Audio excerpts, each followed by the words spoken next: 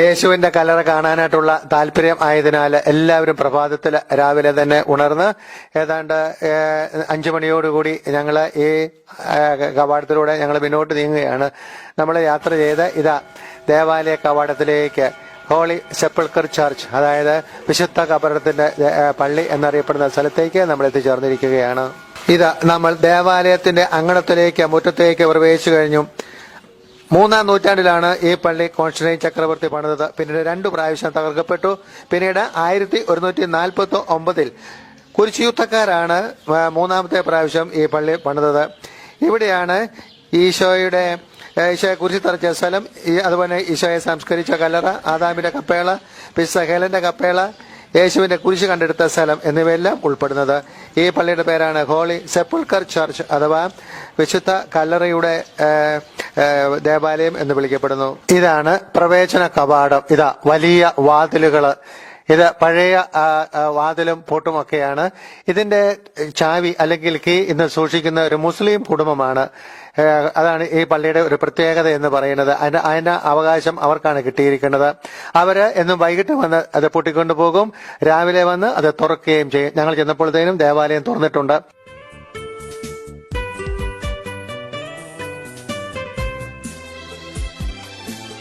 നമ്മൾ ആ പ്രവേശന കവാടത്തിലൂടെ കയറി മുന്നോട്ട് ചെന്നിട്ട് പെട്ടെന്ന് വലത്തേക്ക് തിരിയുമ്പോഴാണ് നമ്മൾ ഈശോയെ കുരിശിൽ നാട്ടിയ സ്ഥലത്തേക്ക് കയറുന്നത്. ഇതാ നമ്മൾ 18 സ്റ്റെപ്പുകൾ ഉള്ള ആ സ്റ്റെപ്പ് കയറാൻ പോവുകയാണ്. കാൽവരിയിലേക്ക് കയറുവാനായിട്ട് 18 സ്റ്റെപ്പുകൾ. ഇത് മാർബിൾ കല്ലുകളിൽ തീർത്തതാണ്. നോക്കൂ, ഇത് ജനങ്ങൾ കയറി ഈ സ്റ്റെപ്പുകളെല്ലാം തേഞ്ഞിരിക്കുകയാണ്. അപ്പോൾ എത്രയോ ലക്ഷക്കണക്കിന് ആൾക്കാർ ഈ സ്റ്റെപ്പുകളിലൂടെ കയറിയിട്ടുണ്ട്. മാർബിള് തേഞ്ഞ് 18 പടവുകളാണുള്ളത്. ഞാൻ പല പ്രാവശ്യം എണ്ണിയിട്ടുള്ളതാണ്. 18 പടവുകൾ കയറി നമ്മൾ മുകളിലേക്ക് എത്തുകയാണ്, ഈശോയെ കുരിശിൽ തറച്ച സ്ഥലത്തേക്ക്. ഈ സ്റ്റെപ്പുകൾ കയറി നമ്മൾ മുന്നോട്ട് നടന്നു കഴിയുമ്പോൾ കാണുന്നത് ഇവിടെയാണ് ഈശോയുടെ തിരുവസ്ത്രങ്ങൾ ഉരിഞ്ഞെടുത്ത് അവനെ കുരിശിൽ തറച്ച സ്ഥലം. അവിടെ ഒരു അൾത്താരയുണ്ട്. സാധാരണ അവിടെയാണ് ബലി അർപ്പിക്കുന്നത്. ഈശോയുടെ തിരുവസ്ത്രങ്ങൾ ഒരിഞ്ഞെടുത്ത് അതുപോലെ തന്നെ നഗ്നനാക്കി അവിടുത്തെ കുരിശിൽ തറച്ച സ്ഥലമാണ്. അതോടൊപ്പം തന്നെ കുരിശിൽ നിറക്കി മാതാവിന്റെ മടിയിൽ കിടത്തിയ സ്ഥലവും ഇവിടെ തന്നെയാണ്. ഇതാ ആൾത്താരിക്ക് സമയവുമായിട്ട് വ്യാകുല മാതാവിന്റെ ഒരു നല്ല ഒരു രൂപം വെച്ചിട്ടുണ്ട്. അത്രമാത്രം ദുഃഖം ഘനീഭവിക്കുന്ന ഒരു മുഖമാണ് അമ്മയുടെ. അത് സഹരക്ഷകയായി തീർന്ന അമ്മ, എല്ലാ രക്ഷാകര പ്രവർത്തനത്തിനും സാക്ഷ്യം വഹിച്ച പരിശുദ്ധ അമ്മ തന്റെ തിരുക്കുമാരന്റെ പാപപരിഹാര ബലി ഏറ്റവും അടുത്തു നിന്ന് അത് ലോകത്തിന്റെ പാപത്തിന്റെ പരിഹാര ബലിയാണെന്നുള്ള ഉത്തമ വിശ്വാസത്തോടുകൂടി ആ ബലിയിൽ പങ്കെടുത്ത ആദ്യത്തെ സക്രാരിയായ പരിശുദ്ധ അമ്മ. അതിന് തൊട്ടടുത്ത് നമ്മൾ കാണുന്നത് ഇതാ വിണ്ട് കീറിയ പാറയാണ്. കാൽവരിയില് അതെ പാറകൾ വിണ്ട് കീറി എന്ന് നമ്മൾ വിശുദ്ധത്തിൽ വായിക്കുന്നുണ്ട്. ഇതാ വിണ്ട് കീറിയ പാറ. പ്രിയപ്പെട്ടവരെ, ഇതിന്റെ പ്രത്യേകത, ഇതിന്റെ ഘടന പരിശോധിക്കുകയാണെങ്കിൽ ഈ പാറ ഒരിക്കലും താഴേക്ക് വിണ്ട് കീറുകയില്ല, സൈലോട്ട് വിണ്ട് കീറുകയുള്ളൂ. എന്നാൽ പ്രപഞ്ചത്തിൽ ഭൂമിയിൽ എന്തോ ഒരു വലിയ സംഭവം നടന്നു എന്നതിന്റെ ശക്തമായ തെളിവാണ് കാൽവരിയിൽ വിണ്ട് കീറി നിൽക്കുന്ന ഈ മല. ഇത് താഴെ അങ്ങ് ആദത്തിന്റെ അൾത്താര വരെയാണ് ഈ പാറ വിണ്ട് കീറി നിൽക്കുന്നത്. ഇവിടെയാണ് ഈശോയെ കുരിശിൽ നാട്ടിയ സ്ഥലം. ഇത് ചെറിയൊരു അൾത്താരയുടെ കീഴിലാണ്. കുനിഞ്ഞു വേണം അതിൻ്റെ അകത്ത് കയറുവാനായിട്ട്. അവിടെ വെള്ളി കൊണ്ട് പൊതിഞ്ഞ ഒരു കുഴി കാണാൻ സാധിക്കും. അവിടെയാണ് ഈശോയുടെ കുരിശ് നാട്ടിയത്. കഞ്ചിക്കോട്ടുള്ള റാണി ജോണിനും കർത്താവിന്റെ കുരിശ് നാട്ടിയ ആ സ്ഥലത്ത് പോയി കാൽവരിയില് അത് പോയി കാണുവാനും ആ സ്ഥലം ചുംബിക്കുവാനും ദൈവം അവസരം കൊടുത്തു. അതൊരു വലിയ കാര്യമായിട്ടാണ് റാണി എന്നും പറയുകയും ഓർക്കുകയും ചെയ്യുന്നത്. അവിടെ ഈശോയുടെ ഒരു ക്രൂശിത രൂപവും അതിന്റെ എടുത്തും വലുതുമായിട്ട് യോഹന്നാനും ഒപ്പം തന്നെ പരിശുദ്ധമ്മയുടെയും 2 ചിത്രങ്ങളും വെച്ചിട്ടുണ്ട്. അതാണ് കാൽവരിയിലെ ഒരു ചിത്രം എന്ന് പറയുന്നത്. ഇവിടെ നിന്ന് നമ്മൾ പുറകോട്ട് നോക്കുമ്പോൾ നമ്മൾ വന്ന വഴി കാണാൻ സാധിക്കും. അവിടെ പരിശുദ്ധ അമ്മയുടെ ഒരു രൂപം, അതോടൊപ്പം തന്നെ കർത്താവിന്റെ തിരുവസ്ത്രങ്ങൾ ഉരിഞ്ഞെടുത്ത സ്ഥലം, അതുപോലെ അൾത്താരയിലാണ് സാധാരണ ബലി അർപ്പിക്കുന്നത്. എനിക്ക് 18-ൽ പരം പ്രാവശ്യം അവിടെ ബലി അർപ്പിക്കുവാനുള്ള ഭാഗ്യം കർത്താവ് എനിക്ക് നൽകിയത് നന്ദിയോടുകൂടി ഓർക്കുന്നു. വീണ്ടും നമ്മൾ ആ പാറ ഒന്നുകൂടെ കാണുകയാണ്. വിണ്ട് കീറി നിൽക്കുന്ന പാറ. പ്രിയപ്പെട്ടവരെ, ഇന്നും നമുക്ക് കാണുവാൻ സാധിക്കും വിണ്ട് കീറി നിൽക്കുന്ന പാറ. പ്രകൃതിയിൽ ഒരു വലിയ എന്തോ ഒരു സംഭവം ഉണ്ടായി എന്നതിന്റെ ഒരു അടയാളമാണ് ഇങ്ങനെ പാറ താഴേക്ക് വിണ്ട് കീറി നിൽക്കുന്നത്. ഇത് താഴെ ആദത്തിന്റെ കല്ലറ വരെയാണ് ഇത് നീണ്ടു നിൽക്കുന്നത്. പ്രപഞ്ചനാഥനെ വേദനിപ്പിച്ചാൽ പ്രകൃതി പ്രതികരിക്കും എന്നതിന്റെയും കൂടി ഒരു തെളിവാണ് കാൽവരിയിൽ വെണ്ടുകീർന്ന് നിൽക്കുന്ന ഈ മല നമുക്ക് നൽകുന്ന ഒരു സൂചന. കാൽസ്യത്തിന്റെ അംശമുള്ളതും കടുപ്പം കുറഞ്ഞതുമായ ഈ തരം പാറകൾ ഒരിക്കലും ഇങ്ങനെ താഴേക്ക് ഇത്രയും ശക്തമായി വെണ്ടുകീറില്ല. ഇവിടെ വലിയ എന്തോ ഒരു സംഭവം ഉണ്ടായി. അതെ, പ്രപഞ്ചനാഥൻ തന്റെ ജീവൻ പരമപിതാവിന് സമർപ്പിച്ചുകൊണ്ട് മോചനദ്രവ്യമായ സ്ഥലം, അത് വരുന്ന തലമുറയ്ക്ക് ഒരു അടയാളം ഭൂമിയിൽ കർത്താവ് പതിപ്പിക്കുകയാണ് ചെയ്തത്. കാൽവരിയിൽ ആ വെണ്ടുകീർന്ന് നിൽക്കുന്ന ആ വലിയ പാറകൾ, ഇതാണ് ഈശോ ജീവൻ ബലി സമർപ്പിച്ച കാൽവരി. വെള്ളിയിലാണ് ഇവിടെ മുഴുവൻ പൊതിഞ്ഞിരിക്കുന്നത്. വിശുദ്ധസ്ഥലം എല്ലാം പൊതിഞ്ഞിരിക്കുകയാണ്.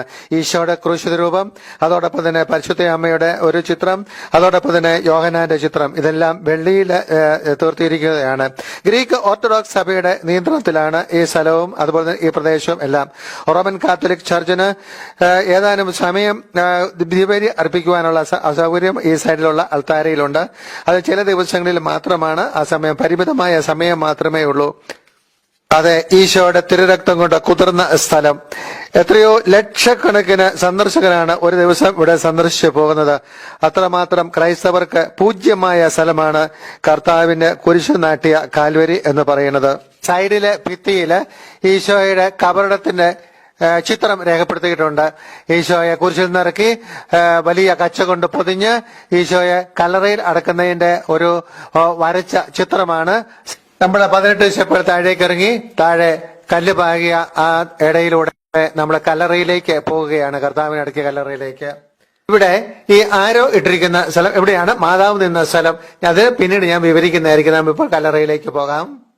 പ്രിയപ്പെട്ടവരെ, ഇത്രയും സമയം നമ്മൾ കാൽവരിയിൽ ആ കുരിശ് നാട്ടിയ സ്ഥലത്ത് നിന്നുകൊണ്ടാണ് കാഴ്ചകൾ കണ്ടത്. ഇനി നമ്മൾ താഴേക്ക് ഇറങ്ങുകയാണ് വേറൊരു വഴിയിലൂടെ. 18 സ്റ്റെപ്പുകൾ താഴേക്ക് നമ്മൾ ഇറങ്ങി വരികയാണ്.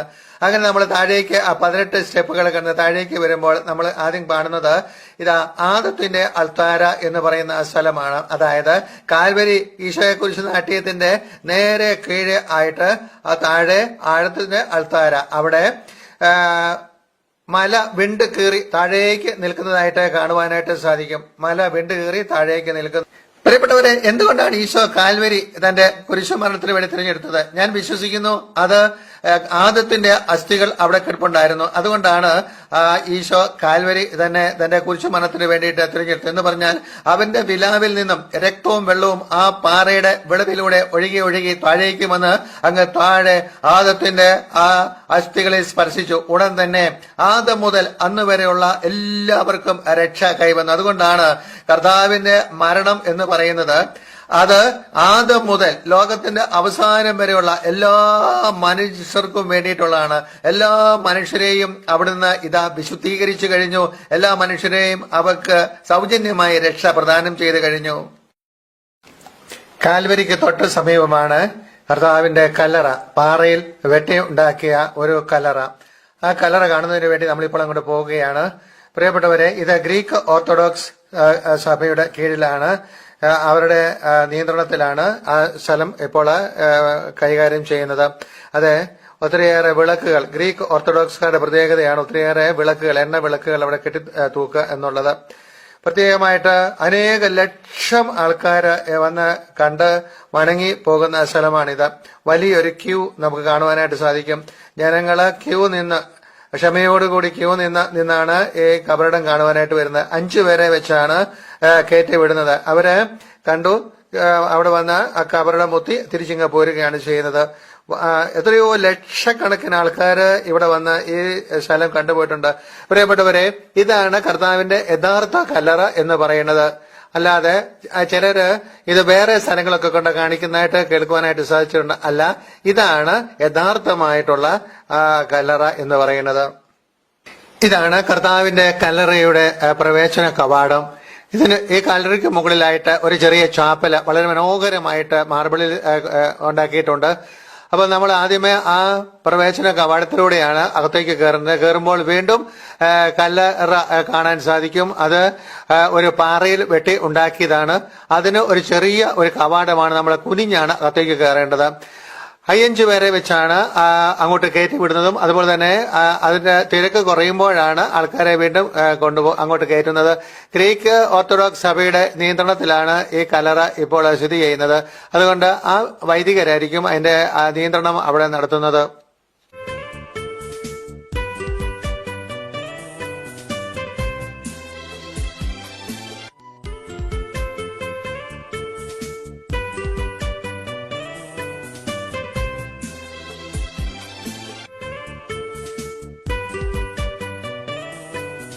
ഇതാണ് കല്ലറയുടെ മുകളിലത്തെ സ്ലാബ്. ഇതാണ് പൂജ്യമായ സ്ഥലം. ഈ കല്ലറയ്ക്കുള്ളിൽ പ്രത്യേക അനുവാദത്തോടു കൂടി കുർബാന അർപ്പിക്കുവാൻ സൗകര്യം കിട്ടും. എനിക്ക് ഒരു പ്രാവശ്യം കുർബാന അർപ്പിക്കുവാനുള്ള അനുഗ്രഹം കർത്താവ് എന്റെ സഹായത്താൽ ലഭിക്കുകയുണ്ടായി. ഇവിടെ സന്ദർശകർ വരുന്നു, 1 മിനിറ്റ് മുട്ടുകുത്തി ആ കബറിടം ചുംബിക്കുന്നു, സ്ലാബ് ചുംബിക്കുന്നു, അത് ഉടനെ തന്നെ തിരിച്ചു പോകുന്നു. കാരണം ഒത്തുനേരം പ്രാർത്ഥിക്കാനുള്ള അവസരം നമുക്ക് കിട്ടിയില്ല. പ്രിയപ്പെട്ടവരെ, ഈശോയുടെ തിരുവുത്ഥാനത്തിന്റെ ഭൂമിയിലെ 2 തെളിവുകളാണ് ശൂന്യമായ കല്ലറയും ചുരുട്ടി വെച്ച കച്ചയും. അടുത്ത കാലത്ത് കല്ലറ തുറന്ന് പരിശോധിക്കുകയുണ്ടായി. വലിയ ഗവേഷണങ്ങളും നിരീക്ഷണങ്ങളും ഒക്കെ നടത്തി. അപ്പോൾ അവരെല്ലാവരും സംബന്ധിച്ച ഒരു കാര്യം ഇതാണ്: അഴുകി ജീർണിച്ച ഒരു മൃതശരീരത്തിന്റെ ഒരു ഭാഗവും ഈ കല്ലറയിൽ ഞങ്ങൾ കണ്ടില്ല. പ്രിയപ്പെട്ടവരെ, കർത്താവിന്റെ തിരുവുത്ഥാനം ഒരു സത്യമാണ് എന്ന കല്ലറ നമ്മളെ അറിയിക്കുകയാണ്. എനിക്ക് ഈ സ്ഥലത്ത് പല പ്രാവശ്യം പോകുവാനും ഒരു പ്രാവശ്യം ഈ സ്ഥലത്തിരുന്ന് അരമണിക്കൂറോളം പ്രാർത്ഥിക്കുവാനും ദൈവം എനിക്ക് അവസരം ഒരുക്കി തന്നത് നന്ദിയോടുകൂടി എളിമയോടുകൂടി ഞാൻ ഓർക്കുകയാണ്. പ്രിയപ്പെട്ടവരെ, കാൽവരിയൊക്കെ നമ്മൾ കണ്ടല്ലോ. നമ്മൾ ഇനി തിരിച്ചു പോരുന്ന സമയത്ത് ഞാൻ അന്ന് ഗ്രൂപ്പിൽ റാണി ഉണ്ടായിരുന്നു. റാണിയോട് ഞാനൊരു ചോദ്യം ചോദിച്ചു. റാണി, ഇവിടെ എവിടെ വെച്ചാണ് മാതാവ് തന്റെ പുത്രന്റെ ക്രൂശിക്കൽ കണ്ടത്? ഒന്ന് ചോദിച്ചു നോക്കാം മാതാവിനോട്. അതെ, ഞാൻ പിന്നെ കാണുന്നത് മാതാവ് റാണിയെ കൂട്ടിക്കൊണ്ട് ഒരു സ്ഥലത്തേക്ക് പോയി അവിടെ മുട്ടുകുത്തിയ റാണി. അപ്പോൾ എനിക്ക് മനസ്സിലായി ആ സ്ഥലമാണെന്ന്. പ്രിയപ്പെട്ടവരെ, പിന്നീടുള്ള സംഭവമാണ്, അതായത് അവിടെ 1 അടി സമചതുരം. അത് ആ സ്ഥലത്തിന്റെ പ്രത്യേകത അറിയാമോ? കാൽവരി കല്ലറ ഒരു ചെറിയ വഴിയാണ്, കല്ല് പാകിയ ഒരു വഴി. ജനങ്ങളിങ്ങനെ തിക്കി പോകുന്ന ആ വഴി, സദാസമയം ജനങ്ങൾ നടക്കുന്ന ആ വഴി, നടന്ന് കല്ലുകൾ പോലും തേഞ്ഞ ആ വഴി. അവിടെ 1 അടി സമചതുരത്തിൽ അവിടെ മുല്ലപ്പൂവിന്റെ ശക്തമായ സുഗന്ധം ആ സ്ഥലത്തു നിന്ന് വമിപ്പിച്ചുകൊണ്ട് അവിടെ മുഴുവൻ നാർദീൻ തൈലത്തിന്റെ മണമാണ്. പ്രത്യേകിച്ച് ഗ്രീക്ക് ഓർത്തഡോക്സ് വൈദികര് അവിടെയെല്ലാം നാർദീൻ തൈലം എപ്പോഴും അത് തളിച്ചുകൊണ്ടിരിക്കുകയാണ്. ആ സുഗന്ധത്തെ വെല്ലുന്ന ഒരു സുഗന്ധം, പ്രത്യേകിച്ച് ഈ മുല്ലപ്പൂവിന്റെ മണം ആ പ്രദേശത്തെങ്ങും ഇല്ല. അതെ, മുല്ലപ്പൂവിന്റെ മണം, അതും 1 അടി സമചതുരത്തിൽ നിന്ന് ജനങ്ങൾ ഇങ്ങനെ ചവിട്ടി തേച്ചു പോകുന്ന ആ സ്ഥലത്ത് നിന്ന് 1 അടി സമചതുരത്തിൽ നിന്ന് അതിശക്തമായ മുല്ലപ്പൂവിന്റെ ആ സുഗന്ധം നൽകിക്കൊണ്ട് മാതാവ് ആ സ്ഥലം കാണിച്ചു കൊടുത്തു. ഞാൻ ചോദിച്ചു, റാണി എന്താണ് മാതാവ് പറഞ്ഞത്? അപ്പോൾ റാണിനോട് പറഞ്ഞതാണ്, അച്ഛൻ ചോദിച്ചില്ലേ എവിടെ വെച്ചാണ് ഈ ക്രൂശിക്കൽ നടന്നത്? അമ്മ എന്നെ കൂട്ടിക്കൊണ്ട് വന്നിട്ട് പറഞ്ഞു, മോളെ ഇത് ക്രൂശിക്കലല്ല, ഇവിടെ വെച്ചാണ് ഞാൻ എൻ്റെ പുത്രന്റെ ബലിയിൽ പങ്കെടുത്തത്. പ്രിയപ്പെട്ടവരെ, അത് ക്രൂശിക്കലല്ല എന്നും അത് പാപത്തിന്റെ പരിഹാര ബലിയാണ്, പാപപരിഹാര ബലിയാണെന്ന് ലോകത്തിൽ തിരിച്ചറിഞ്ഞ ഒരേ ഒരു വ്യക്തി പരിശുദ്ധ അമ്മ മാത്രമാണ്. മാത്രമല്ല, അന്ന് ഞങ്ങളുടെ കൂടെ കെവിൻ എന്ന് പറയുന്ന ഒരു ഗൈഡ് ഉണ്ടായിരുന്നു. അദ്ദേഹം ഈ സ്ഥലത്ത് മുട്ടുകുത്തി ആ സുഗന്ധാഭിഷേകം ഉള്ള സ്ഥലത്ത് മുട്ടുകുത്തി ചുംബിച്ചിട്ട് അവരെഴുന്നേറ്റ് വന്നിട്ട് എന്നോട് പറഞ്ഞു, കരഞ്ഞുകൊണ്ട് പറഞ്ഞു, എനിക്കിപ്പോൾ ബോധ്യമായി. അവൻ പറയുകയാണ്, ഞാനിവിടെ ഗൈഡാണ്, 60-ൽ പരം ആൾക്കാർ ഗ്രൂപ്പുകളെ ഞാൻ ഇവിടെ കൊണ്ടുവന്ന് ഇതെല്ലാം കാണിച്ചിട്ട്, പക്ഷേ എനിക്ക് ഇതിനകത്തൊന്നും വിശ്വാസമില്ല. പക്ഷേ ഇന്ന് ഞാൻ വിശ്വസിക്കുന്നു രക്ഷാകര പദ്ധതി മുഴുവൻ സത്യമാണെന്ന് അദ്ദേഹം കരഞ്ഞുകൊണ്ട് എന്നോട് പറഞ്ഞതാണ്. അതെ, ഒരു നിമിഷം ആ മകന് വിശ്വാസം ഉണ്ടാകുവാനായിട്ട് അത് ഇടവന്നു. അവൻ പറഞ്ഞതാണ്, ഇവിടെ മുഴുവൻ ജനങ്ങൾ ഇങ്ങനെ ചവിട്ടി തേച്ച് നടക്കുന്ന സ്ഥലം. അപ്പോൾ ഈ സുഗന്ധം, അവൻ ചോദിച്ചു, ഈ സുഗന്ധം എന്ത് മണമാണ്? അപ്പൊ ഞാൻ പറഞ്ഞു, it the fragrance of jasmine flowers. അവൻ ചോദിച്ചത് എന്താണ്? അപ്പോൾ ഞങ്ങളുടെ നാട്ടിലുള്ള ഒരു പുഷ്പത്തിന്റെ മണമാണ്, കാരണം ഇസ്രായേൽ അത് അപൂർവമാണ്. അതെ, അവൻ പറയുകയാണ്, ഞാൻ വിശ്വസിക്കുന്നു. പ്രിയപ്പെട്ടവരെ, മാതാവ് ഒരു സത്യം തന്നെയാണ്, കെട്ടുകഥയല്ല, മിഥ്യയല്ല, അത് സത്യം തന്നെയാണ്. നമുക്ക് ആ സ്ഥലം കാണാം. ഇവിടെ നിന്നുകൊണ്ടാണ് പരിശുദ്ധയമ്മ തന്റെ പുത്രന്റെ ബലിയിൽ പങ്കെടുത്തത്. അതെ, ഈശോയുടെ ആ പാപപരിഹാര ബലി എഫേസോസ് 5 പ്രകാരം പറയുന്നു, തന്റെ ആ ബലി പരമപിതാവിനെ സമർപ്പിച്ചു. സുരഭില കാഴ്ചയും ബലിയുമായി, സുരഭില കാഴ്ചയും മോചനദ്രവ്യവുമായി അവിടെ തന്നെ സമർപ്പിച്ചു. ഇവിടെ നിന്ന് നോക്കിയാൽ പരിശുദ്ധ അമ്മയ്ക്ക് ആ കാൽവരിയിൽ നടക്കുന്ന ആ പാപപരിഹാര ബലി അതിനകത്ത് പങ്കെടുക്കുവാനായിട്ട് സാധിക്കും. അമ്മ നിന്ന സ്ഥലം എത്രയോ വർഷങ്ങൾക്ക് മുമ്പ്, 2000 വർഷങ്ങൾക്ക് മുമ്പ് അമ്മ നിന്ന സ്ഥലം പ്രത്യേകമായിട്ട് അതിശക്തമായ സുഗന്ധാഭിഷേക അടയാളം നൽകിക്കൊണ്ട്, അതും 1 അടി സമചതുരം മാത്രം. അവിടാണ് പ്രത്യേകത. അതും ആ പ്രദേശത്തില്ലാത്ത ആ സുഗന്ധത്തിന്റെ അനുഭവം നൽകിക്കൊണ്ട്, എവിടെ നിന്നുകൊണ്ടാണ് ഞാൻ എന്റെ പുത്രന്റെ ബലിയിൽ, ഞാൻ ചോദിച്ചത് ക്രൂശിക്കൽ എന്ന, അത് ക്രൂശിക്കൽ അല്ല എന്നും അത് പുത്രന്റെ ബലിയാണെന്നും അമ്മ വളരെ വ്യക്തമായി മനസ്സിലാക്കി. അതോടുകൂടി അമ്മയുടെ ജീവിതം മുഴുവൻ ആ ബലി പൂർത്തിയാക്കുന്നതിന് വേണ്ടിയിട്ട്, അതുകൊണ്ടാണ് അമ്മയെ സഹരക്ഷക എന്ന് പോലും വിശേഷിപ്പിക്കുന്നത്.